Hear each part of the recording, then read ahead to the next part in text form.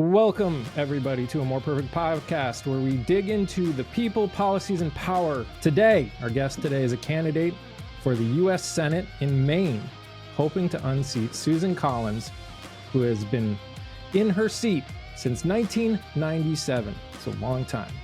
His name is Jordan Wood. He's the son of a pastor and a teacher. He's worked with multiple organizations, including one to end Citizens United, which makes you a friend of this podcast right off the bat.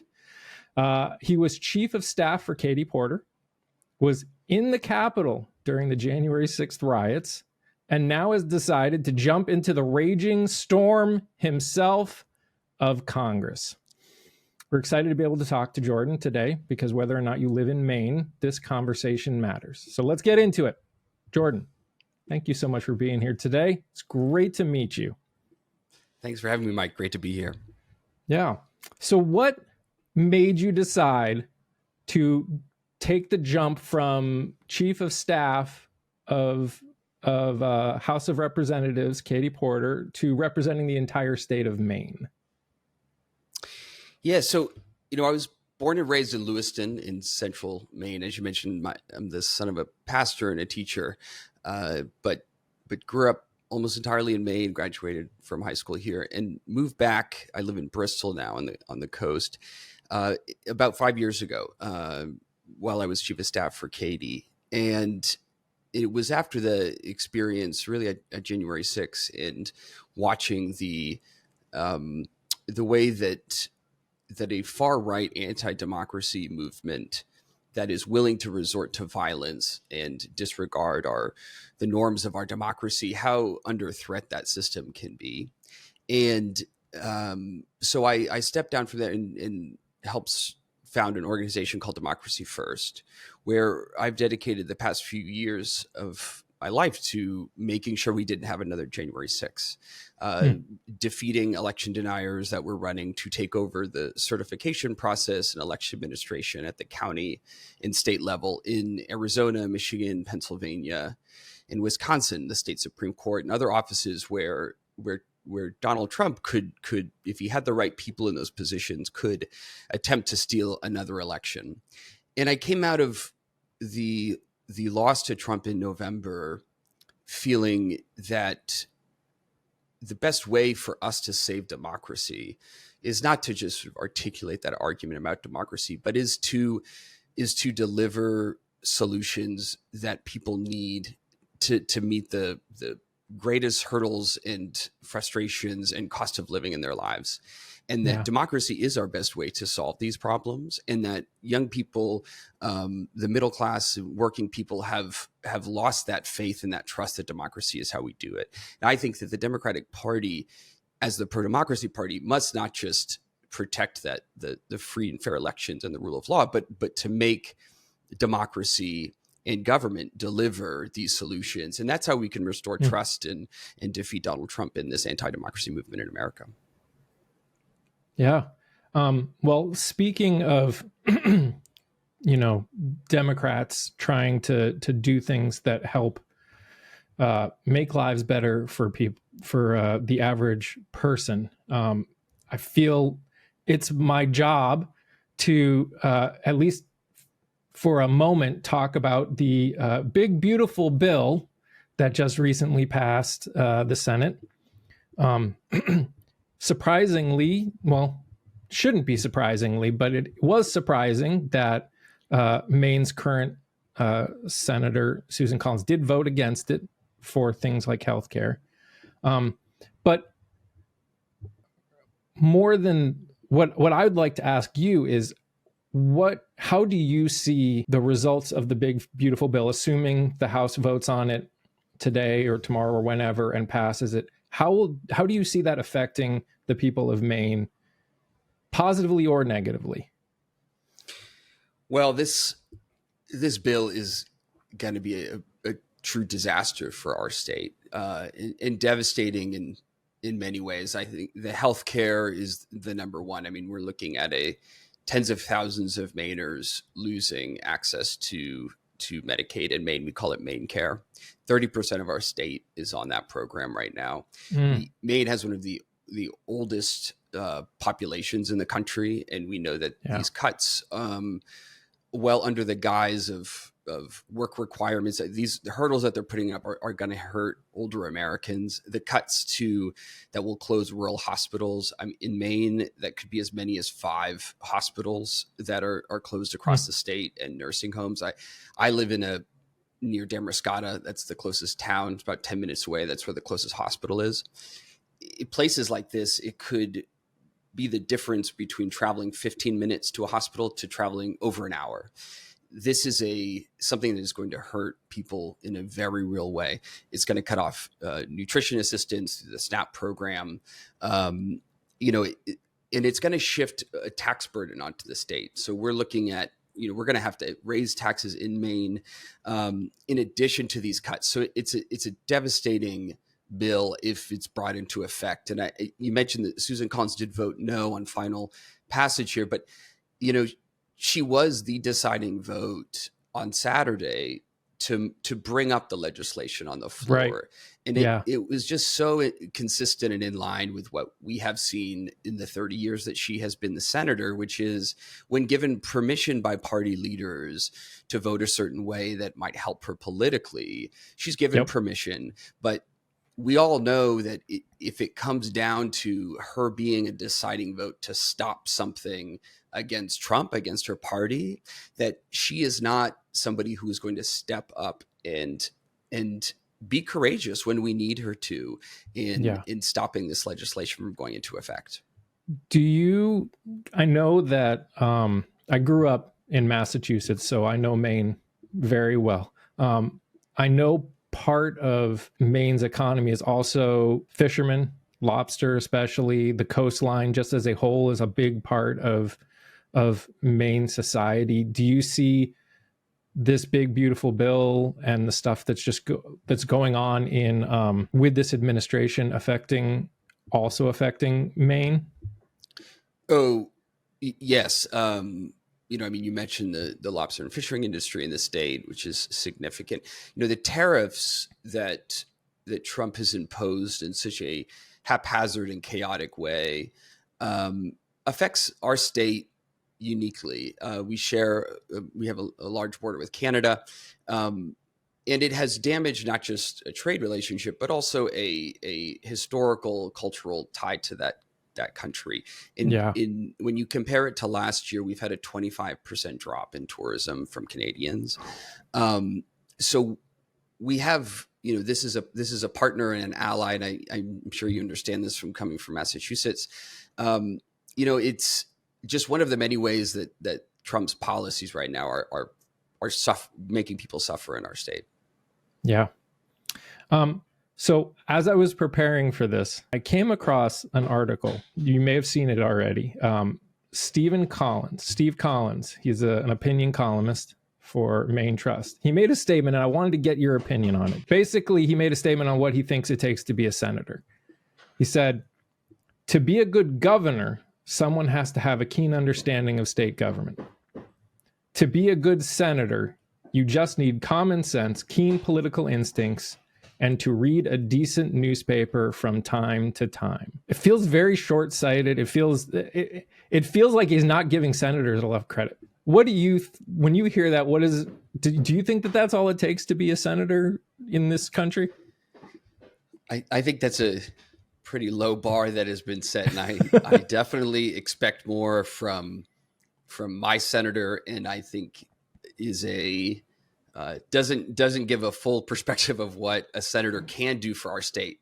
And Maine is in thinking about my decision to get into this race, we're a small state, but we are a state that has had leaders that go to Washington and do big things, not just in the Senate, but in administrations as well. And I've been thinking about Margaret Chase Smith as an example of that. She was, the past few weeks was the 75th anniversary of her speech on the Senate floor, a declaration of conscience, where she stood up to her own party during the McCarthy era and called out how this partisan rhetoric was so dangerous to the country, to the future of democracy. And that's courage, that's leadership, and is an example of like what what you can achieve as a senator when you have someone there that's willing to stand up for what's right. And we've seen this leadership from senators in the past 3 months. I mean, Cory Booker is an example of this when he held the Senate floor for 24 hours to call attention to the devastating effects for democracy of the Trump administration. And so I think that there is so much that can be accomplished from a senator in using that platform to draw attention to issues that are affecting people's lives. But to stand up for the people of our state when we need them to stand up to a bully and wannabe dictator in the White House. Obviously, there's been polls coming out over the past, especially since the 2024 election, that have shown there has been a struggle of support for the Democratic Party. I've had quite a few issues with people in leadership as a whole. Young people, young progressives are struggling with this status quo idea coming from the Democratic Party. And I think there are cases where we are seeing that frustration coming out in primary votes, in voting in general. Just, New York City with their mayoral vote, that's a direction that I think a lot of people were surprised at. But it jumps to this idea, to this point. We have a lot of younger people. Now, I know Maine, you said on average is older, but there are still young people in Maine. And how do you see what you bring to, assuming you win, how do you see what you bring to the Senate more in line with that idea? I know you talked about a little bit. I'd like you to go a little more in depth if possible, and how you see yourself working to those needs, to those problems, because, we've got the cost of food, the incredibly high cost of housing, which very few people that are starting out in the world now can afford. And New England, more than any, is dealing with it worse than a vast majority of the country. So I'm interested in your perspective on that, especially with young people and where they want to see progressives, specifically in the Democratic Party, to go. Yeah. I think the Democratic Party at its best is a party of reform and progress, not a defense of the status quo. And, the first election I could vote in was 2008. And I started volunteering in 2007 as a high schooler in Barack Obama's primary against Hillary Clinton. And what brought me into that was his very firm opposition to the war in Iraq. And that was an issue I was very passionate about. But more broadly, it was this idea that he was going to present a vision for the future that was focused on fixing broken systems and giving us a hopeful vision and of progress, of healthcare reform, of addressing climate change, things that had not gone addressed. And that's, I think, an example of when we are at our best. And if you look at the last election results, the most concerning declines in our vote share were with young people. More alarming to me was, for the first time in my life, Democrats had lost voters of household incomes under $50,000. And that's to say, these are two groups of people, I think, that are not looking for a defense of the status quo. They are looking for a hopeful vision of the future, something that they can believe in and find optimism in. These people need hope. And so we clearly did not present that to them. They found more hope in Donald Trump's vision of America than they did in ours. And that is a true indictment in many ways of how voters view our party. And I think, it's an age thing, but it's also, my grandmother passed away a few years ago at 96.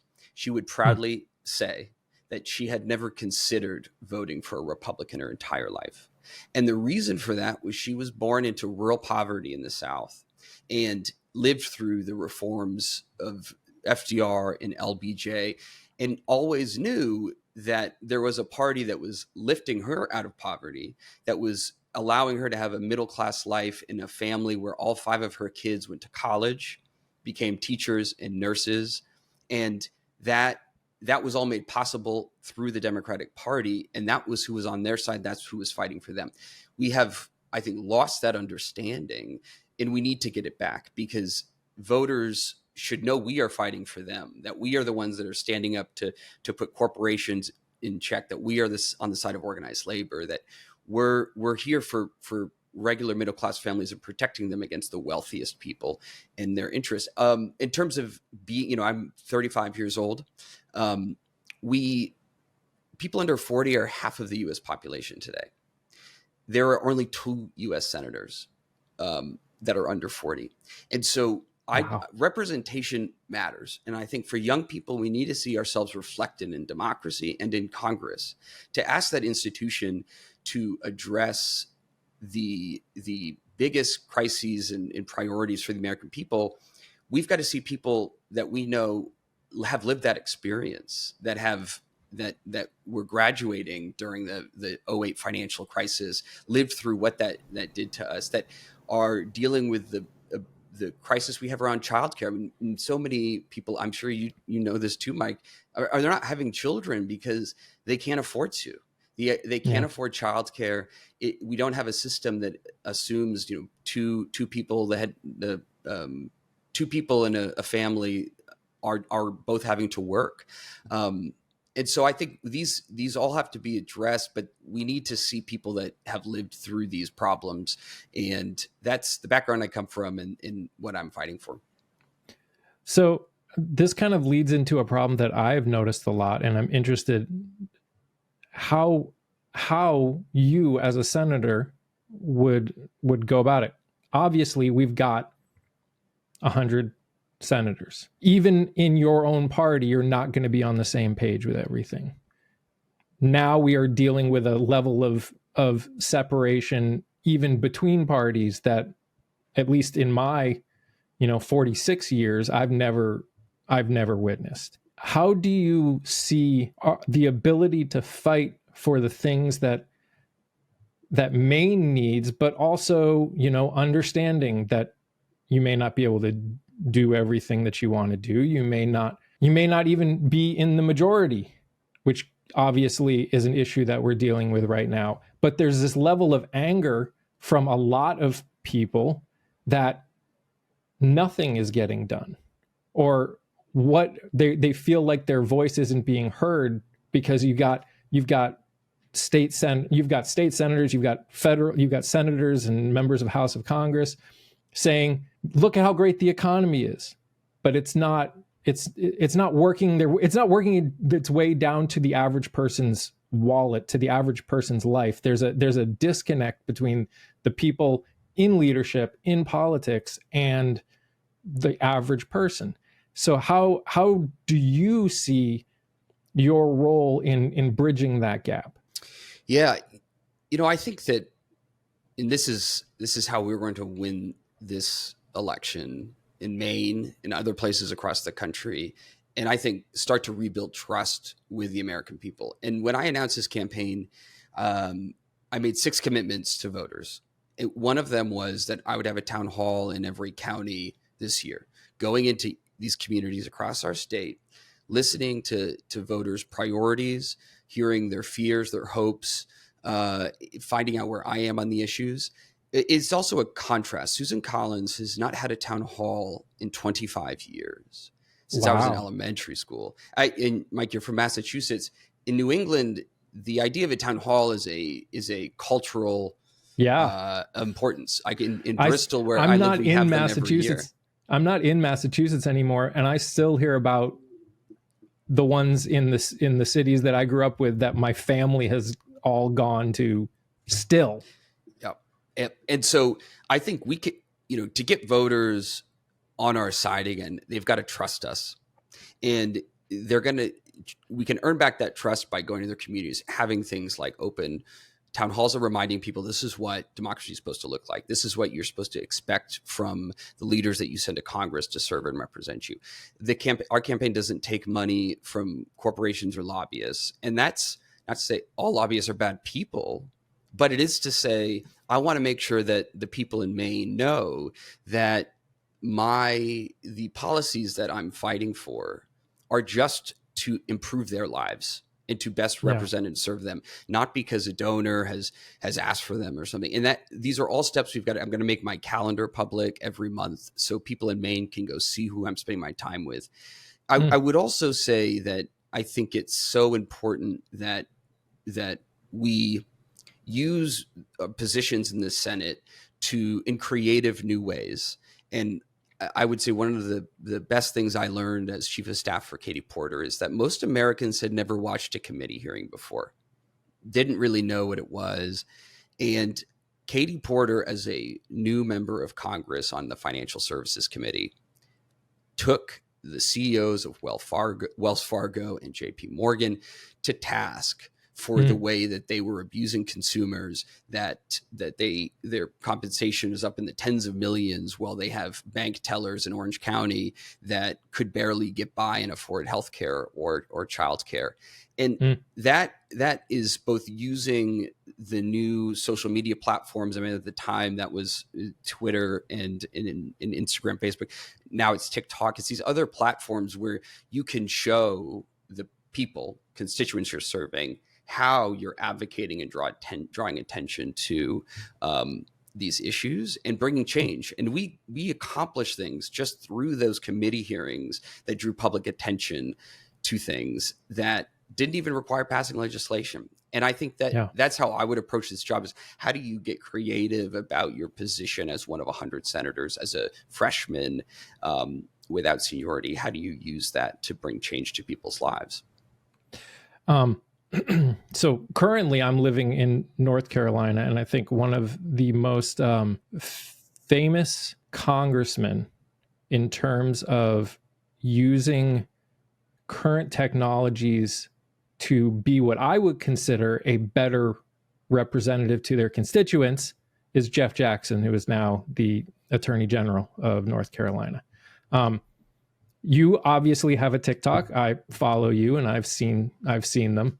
How do you see the new technologies? I use that as almost a joke because there are many people that are running that are running this government right now that don't even know what Wi-Fi is, let alone how to make a TikTok. So how do you see social media as being a part not only of your campaign, but if when you happen to become the next senator for Maine, how do you see that as being part of your time serving in that position? Yeah. And, earlier you brought up the New York City mayoral primary and Mamdani and the campaign that he ran. I think it's a great example of what the people are looking for, which is a direct relationship with the people that are serving them. And that's how that's how they trust them. They feel like they know you. And TikTok is such an amazing platform for this, because these are not scripted videos. This is just sort of a quick reaction where you can tell authenticity you cannot fake. And that it's been said so many times in the past few years, like, we need, the Democratic establishment, we need authentic politicians. We need people that are going to, and I said, that means you have to actually be authentic. You have to say what you think and not be worried about it being used in an attack ad. Like, everything you say is not going to be perfect. We're all human, but, and I think the voters, like, they're human too. They understand that you say things incorrectly sometimes, but what they're looking for is someone that they can trust and they know is telling them the truth and not speaking out two sides of the mouth. So I think that's how we will. And I think Jeff Jackson, you mentioned, is, when he was in Congress, one of the best users of TikTok. And I think I feel like I know Jeff. I've never met Jeff Jackson. I feel like I know Jeff Jackson. Yeah. And that's what you want to feel like. Your senator should not be this distant figure in Washington that you just read about in the paper. They should be somebody that you are interacting with in person. And this is what I think these town halls are so important.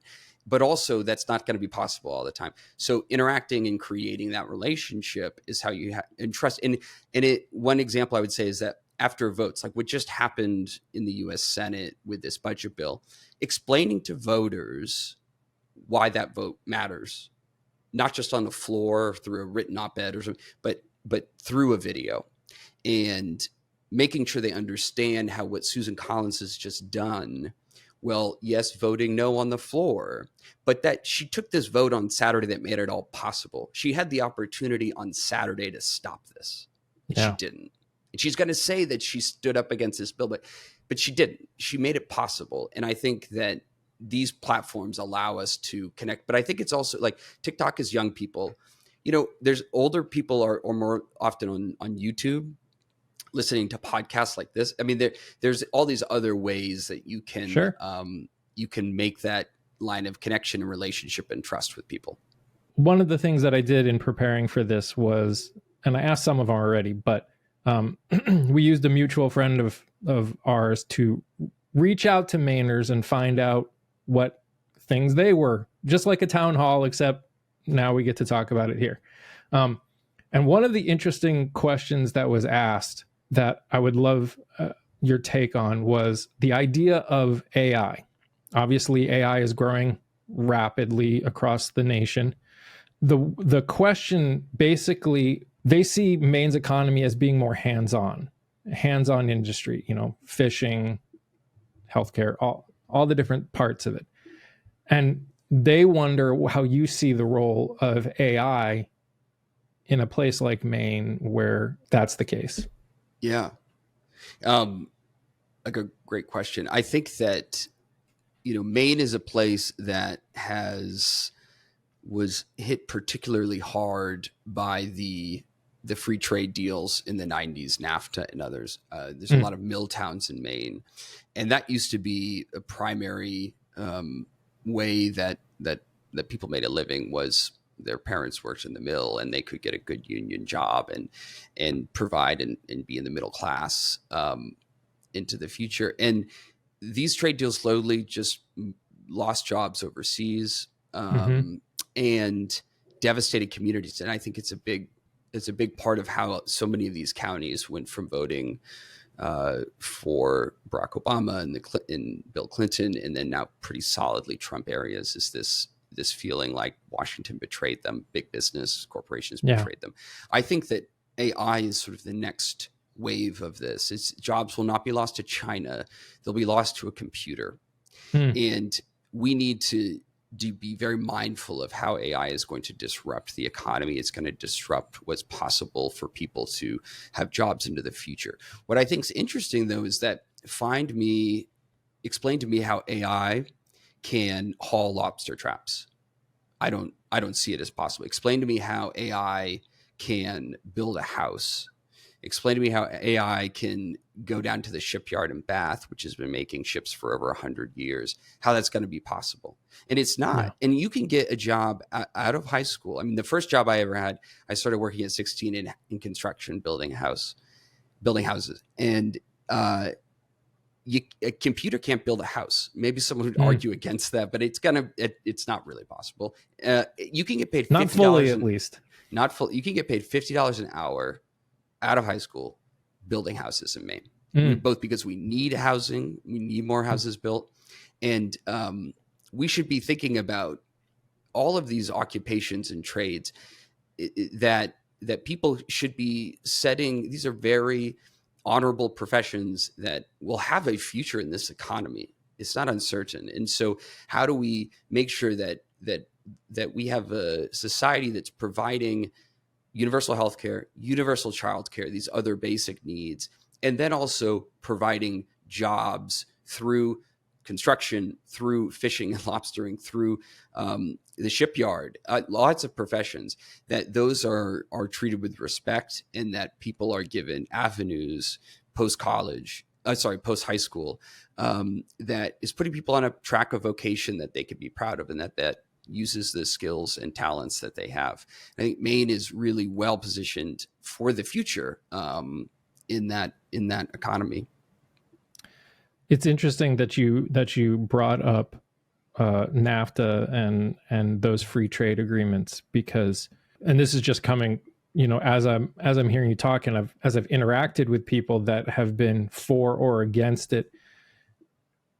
Do you see a lot of people almost supporting the tariffs that Trump has put in place in hopes that it would somehow bring back industry that potentially is permanently gone in your state? I think that the tariffs, and there has been some response in support of the tariffs that are being imposed on China and other places where we've lost jobs. And to me, that is a response of grievance and anger about a political system that should have been more thoughtful about how these trade deals were going to devastate mill towns and communities across Maine. So I think that there's not a sense that, some of these mills, for example, making paper mills, shoe manufacturing, textiles were a big part. I don't think there's any expectation that we're going to start, all these industries are coming back. There's a number of factors that led to them closing and moving away. But it is an expression of the anger that people feel about these trade deals. And, but I don't get a sense from people that they think we're going to start reopening the mills with the same industry or the same industries that were here before. So a thing that has always affected, I have always struggled with when it's come to our politicians, is this lack of accountability that they're all willing to take. Regardless of what it is, it's always someone else's fault. Obviously, we have the commander in chief who is better at that than anybody, but that has become an issue with many politicians, or with many voters about politicians. Is they make a choice, but they don't feel like they're actually able or willing to take accountability for those.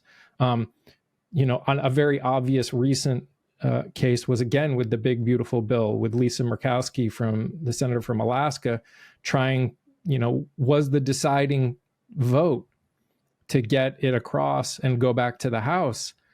And while also right after saying, I didn't like the bill, I hope the House doesn't pass it. And I think there's this anger and fear from a lot of people about our representatives not being willing to take accountability and responsibility for their choices. So I'm interested in your perspective on that and how you hope to show you're different in that way. Yeah, that's a terrific question. I think it gets actually to what the theme of our campaign is, which is courage, not concern. And I say, because I think this is what courage looks like. It means taking a risk, being truthful, speaking truth to power, and facing the consequences of that. And when I was Katie Porter's chief of staff, she was the first swing seat Democrat in the House to come out and support impeachment, the first impeachment for Donald Trump. And when she did that, she said, I may lose my seat over this, but this is what we have to do. We cannot allow a president to engage in this corruption and lawlessness and not have accountability. And it could be that voters disagree with her and vote her out, but she basically said, I have the courage to say this. I'll face the consequences. In Maine, Jared Golden, who progressives are not always happy with, but he did something last year. There was the devastating mass shooting in Lewiston, where I grew up, at the bowling alley where I learned to bowl as a kid. Wow. It ripped apart that town. Just a tremendous tragedy, unparalleled in our state. And Jared Golden, the day he responded to his community's pain by saying, I apologize. I am sorry that I had the wrong position on certain policies that may have prevented this from happening. He said, I changed my position on the assault weapons ban. These guns should not be in the hands of everyday citizens, not in the hands of people that should not have them. And he said, I might lose my election over this, but this is what needs to be done. And that is courage, but that is saying this is what's right, and I'll face the consequences. And we need more of that leadership. And that is what I think is so missing from our politics, is people not willing to do that. Our governor, Janet Mills, who has done a terrific job standing up for our state in this moment of crisis, what she did in the White House was courageous. That was amazing. Yeah, and a lot of pundits or political would say, "Oh, this the issues of trans people is not one we should be talking about." Even saying that the loss of the last election was about marginalized group of people, Mm, and you know what? She stood up in the White House and said, "You do not get to change the laws of our state. I'm going to stand up for the rule of law. I'm going to stand up for what's right, and I'll see you in court." And what's fascinating about that is she basically is saying, I'll face the accountability on this issue that people say is not politically popular and it doesn't poll well. And I saw a poll in Maine that said 25% of Mainers support um, allowing trans girls to play high school sports. Like that's a pretty low support score for a position. But you know yeah. what? 75% of Maine also said they supported the governor standing up to Donald Trump in the White House over this Hmm. issue. And that's to say, like, that's what people are looking for is stand up, tell the truth, and face the consequences. And I think voters will reward that, even if they don't agree with the position. Yeah. Speaking of hard positions, obviously the current administration likes sticking his nose in a lot of different areas. What do you see if you become senator? What do you see America's future in terms of its foreign policy, at least when it comes to the different things that are on the headlines right now? Yeah, I my hope and what I will work towards is a restoration of the United States being a, a beacon for the world for human rights, standing up for human rights, and uh, in supporting efforts around the world that restore peace in places that defend human rights and democracy. In this retreat we have seen for the last several years, but just most alarmingly under Donald Trump, has been one of the most shameful things that he's done. And my mother grew up in the Congo in Africa. Actually, my grandfather was a medical missionary. He founded a hospital there, one of the first blood banks in Central Africa. Wow. That's the vision of America that like I grew up with. Like this is what we do. We have an abundance of resources, and we go into places and help save lives. I read yesterday that as many as 15 million people around the world may die from the elimination of USAID over the next 5 years. Yeah. That's a devastating number. And it Yeah. is an abdication of a responsibility in our role in the world to save lives, to bring medicine. We have this technology. We have this medical advancements that, at a low cost to us, can help bring democracy and stabilization to places that need it. And I think on foreign policy that the way that the Trump administration has abandoned Ukraine is this is a betrayal of an understanding of America I've had since I was born, but in how we've understood the role of America in the post-World War II world, that allies who fight for democracy that are invaded by an authoritarian dictator who just wants to take over another country, that we will defend them as an ally and support their defense. To walk away from that is exactly what the United States should not be doing. Um, and I think a lot of the turmoil that we're seeing right now in the Middle East is a result of the United States not standing up and being a leader to negotiate peace in conflict. And we need to assume that role again. America has avoided that leadership right now.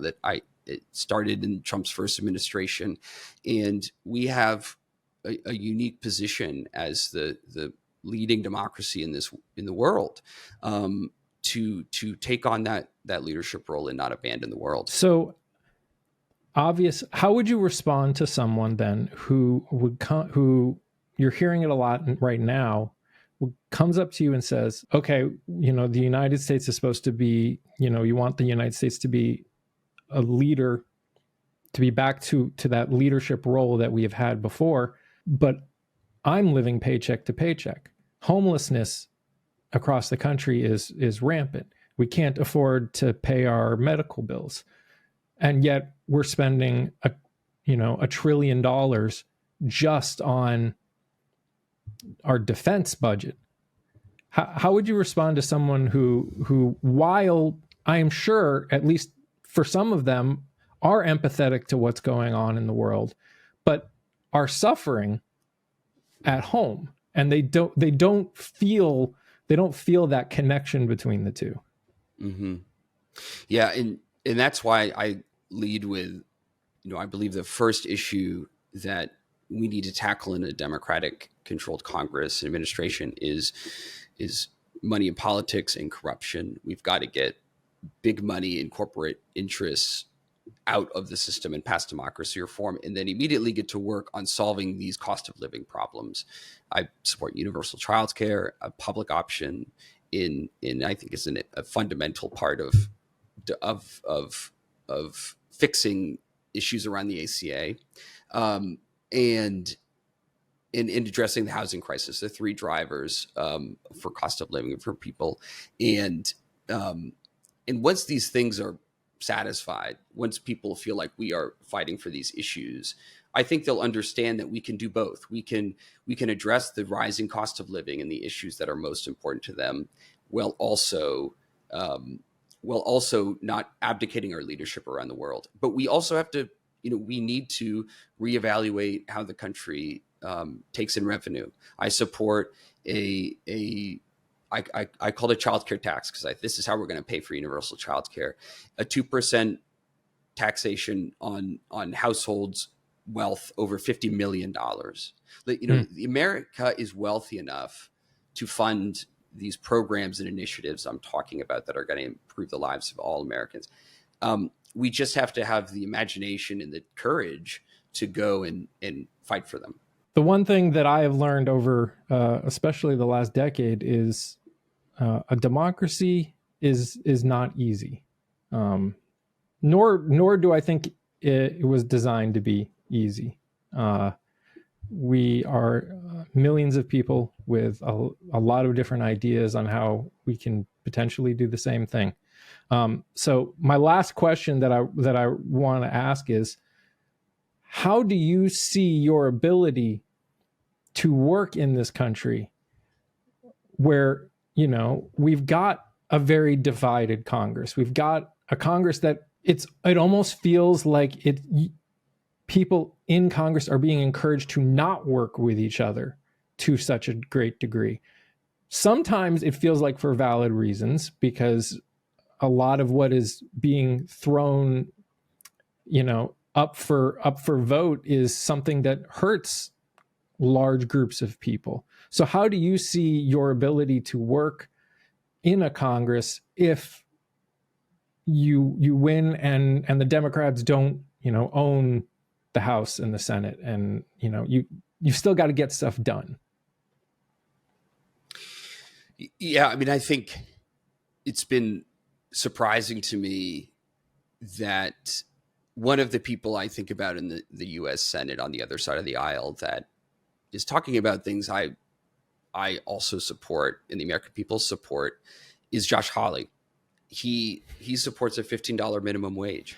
Be careful, you might get struck by lightning or something by saying something like that. I feel like I should be, but he also supports an amendment to overturn Citizens United, and he didn't sink this budget bill, but he was made an argument of why we need to protect funding for Medicaid. Again, didn't have the courage to actually make these things happen, but articulated something that is in line with where the public is. The public does not want to cut Medicaid, they would love a constitutional amendment to overturn Citizens United and a $15 minimum wage. So there are certain policies that have both, we know, broad support with the public, but seemingly there are some people on the other side of the aisle that we can help build a coalition of support for. So, and I mentioned him because he's somebody I disagree with on most everything. And as said, you mentioned this at the beginning, I was at January 6th as a staffer barricade in office while they tried to violently overturn this election. He is one of the people that was involved in that. But at the same time, if he's willing to work with me to help solve these problems that people in Maine need resolved, I'm willing to work with anybody to accomplish that. And And I believe that we can do that. Oh, I hope you're right, because there are definitely days where I think a lot of us feel very unhopeful. Despondent. Yeah. Yeah. Yes. But last thing I would say is that I believe fundamentally that hope is intrinsically tied to democracy, and that democracy is all about this idea of achieving a better future and having a hope for that future. And that we've got to maintain that hope, that optimism, and give voters that vision that they can believe in. And it is fundamental to America, and it's fundamental to what makes democracy possible. And so we can't separate the two. We've got to keep hope. I think what Trump relies on is despair and fear. And these things are emotions that we've got to overcome. Well, Jordan, thanks for spending some time with us today. I'm sure that you've got a lot to do, because you've got the next year and a half to try and, or year now. It's a little over a year now before year and 4 months. Time flies. It's all of a sudden it's going to be election day 2026. For those of you that are interested in checking out and learning more about Jordan Wood and his run for Congress, you can find his website at www.electjordan.com. I hope I got that right. Yep. And there you can find access to his TikTok, to everywhere else that he is, and support him if you have that ability. As he said, he's doing this without corporate money, so which means that it's on all of us to help out where we can. Thank you for hanging out and spending some time today, Jordan. Thanks, Mike. Appreciate the conversation. Yeah. And hopefully when you're senator, we can have you back and hear about all the amazing things that you're doing for your state and this country. If you found today's conversation meaningful and want to see more, make sure you hit that like and subscribe on YouTube. Sign up for our daily posts on Substack and join our Discord community, where we're building a space for real dialogue and coalition building. We're not just covering politics. We're trying to make sense of life together. Until next time, stay informed, stay compassionate, and keep pushing for something better. We'll see you next time.